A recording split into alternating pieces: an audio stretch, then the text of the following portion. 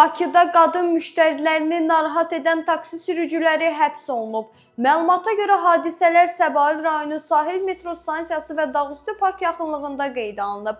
Belə ki, tərtib olunan inzibati protokola əsasən 23 yaşlı Abbas Əşrəfov və 35 yaşlı Murad Qədirov taksi kimi fəaliyyət göstərdikləri avtomobillərə müştəri qismində əyləşən qadınlarla tanış olmaq istəyiblər. Bu niyyətlə etdikləri söhbətlər zamanı sürücülər qadınları narahat edib və onları avtomobildən düşməyə belə qoymayıb. Nəticədə zərər çəkənlərdən Sahil metro stansiyasının, başqa bir zərər çəkən qadın isə Dağüstü park yaxınlığında avtomobildən qışqıraraq kömək istəyiblər. Ərazidə xidmətdə olan polis əməkdaşları dərhal müdaxilə edərək avtomobilləri saxladıblar. Ayrı-ayrı vaxtlarda baş verən hadisələr zamanı hər iki sürücü əvvəlcə polisin qanuni tələbinə məhəl qoymayıb, lakin onlar saxlanılaraq polis şöbəsinə aparılıb. Burada onların barəsində İnzibati Xətalar Məcəlləsinin xırda xuliqanlıq və polis və ya hərbiçinin qanuni tələbinə məhəl qoymamaq maddələri ilə protokol tərtib olunub. Məhkəmənin qərarı ilə hər iki sürücü 15 gün müddətinə inzibati qaydada həbs olunublar. Qeyd edək ki, ad və soyadlar şərti verilib.